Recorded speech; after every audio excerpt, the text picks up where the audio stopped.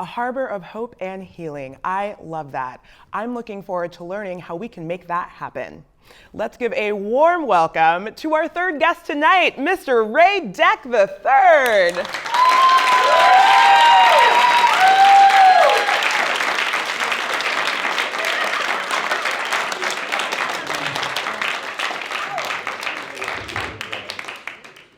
Thanks for having me. Yeah. Thanks for being here. here. Yeah. Looking so dapper. RD3. You know, I bought a pistol the other day. Oh. Where is this going? From From a Tyrannosaurus Rex. I'm sorry, what? You bought a pistol from a Tyrannosaurus Rex? He's my small arms dealer. Bada bing. You're a dad. You're a dad. Clearly. Okay. You are clearly a dad. They're hiding at home right now. They're so embarrassed. You're too young to know any better. So, thanks for being here, Ray. I'm happy to be here. I This is a know lot of you fun. are. Yeah. You're always happy. So, why Bellingham? Why are you here? You know, I moved to Bellingham for work. I'm from the East Coast. All my family lives on the East Coast, and you know, I got a job here and moved kind of on a lark. You know, and I was completely unattached in Bellingham, and I just thought, you know, if it doesn't work out, I just move back east. And then I met my wife in Bellingham, and we started, you know, we started getting serious, and we had the conversation about where do we want to put down roots, and we both felt a really strong connection to this town, and we wanted to, you know, raise our family here, and when we decided that, I suddenly started caring about things I'd never cared about anywhere else I'd lived before. I started going to like neighborhood association meetings, and at a neighborhood association meeting, I just happened to sit at the same table with a woman who'd worked her entire career in child welfare, and you know, a 30-year career, and all of it was about helping kids. And I asked her something like, "People say foster care is broken. In what way is it broken, and how can we fix it?" And she gave me like a bullet list, right? And not accidentally, that's the list of things that Skookum Kids does today. That's awesome. Amazing. Wow. So I want to know why foster care. Had you sat next to someone else with a different list, would you be running that right now? Yeah. You know, foster care for me is an expression of my faith. I'm a person of faith. I'm a Christian, and when I read my Bible, one of the things that just jumps off the page at me is that God has a special place in His heart for the fatherless, and you know, if that's what God cares about, that's what I should care about. And so, growing up, I can remember, you know, seeing that in Scripture, and then looking around in my faith community and not seeing an expression of it, and being frustrated. You know, I think every teenager feels a certain amount of frustration. It's just, you know, pick your target, and that was the thing I was mad about. It's a pretty good target. Yeah, right. I told my wife on our third date that she just needed to know foster care was part of the deal with me. Like, if she was down for this, it was going to include foster care, and she was like, "Yeah, sure, let's go for it."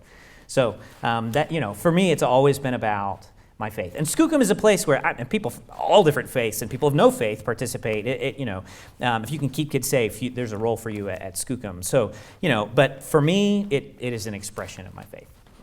That's awesome, Ray. That's really awesome. As a former foster parent and a parent of adopted children, and have gone through the system and understand the system so well, where do you want the state of foster care to be? What does that look like? You know, a lot of the problems in foster care are the symptom of there's just not enough help. Right?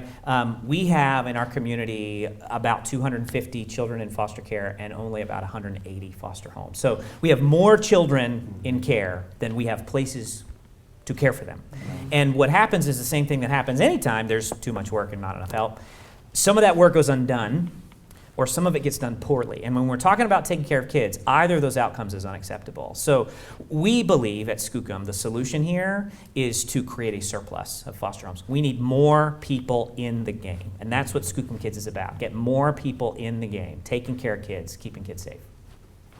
Sounds amazing. Yeah, that sounds ideal. I am dying to know what Skookum means. Oh, I'm so glad you asked me that. So when I moved here, one of my first friends told me that if I wanted to sound local, I should say Skookum a lot in conversation because all the locals say Skookum.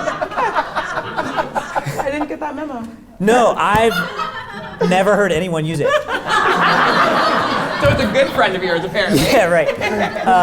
I may have been hazed. I don't know, but I Googled it. Okay. It's Chinook, and it means healthy or strong. So we feel like that's a pretty good description of our goals. Healthy, strong kids. It also gives us a chance to hat tip that 40% of the kids in foster care in Whatcom County are Native American. So Skookum kids, healthy, strong kids. That's what we're about. That sounds lovely. Yeah,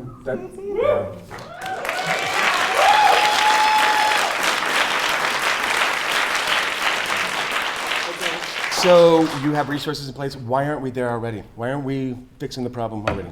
What's stopping us? Hey, we are paddling as fast as we can. For us, it's a question of resources. Yeah. You know, my big challenge is to move at the speed of our funding and not the speed of my ambition. You know, Skookum started as a blank piece of paper. Most organizations like Skookum, when they start, somebody rich dies and leaves a bunch of money and says, go do a thing, like vague instructions. And then they get a... Skookum started with a blank piece of paper and a group of friends in a coffee shop in downtown Bellingham. The first donation was for my mom, right? So this has been grassroots from the beginning. We can accomplish exactly what the community of Bellingham decides to fund. That's what we can get. We can take care of exactly as many kids as the community of Bellingham decides to fund us to care for. What a great point. That was amazing. Along that vein, how can we help?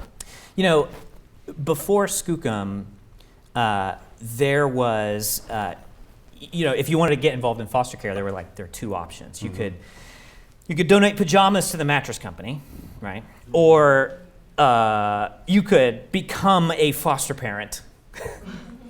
Right? Not a Like whole lot either of middle 0 ground. or 60 with nothing in between. And Skookum Kids is all the things in between.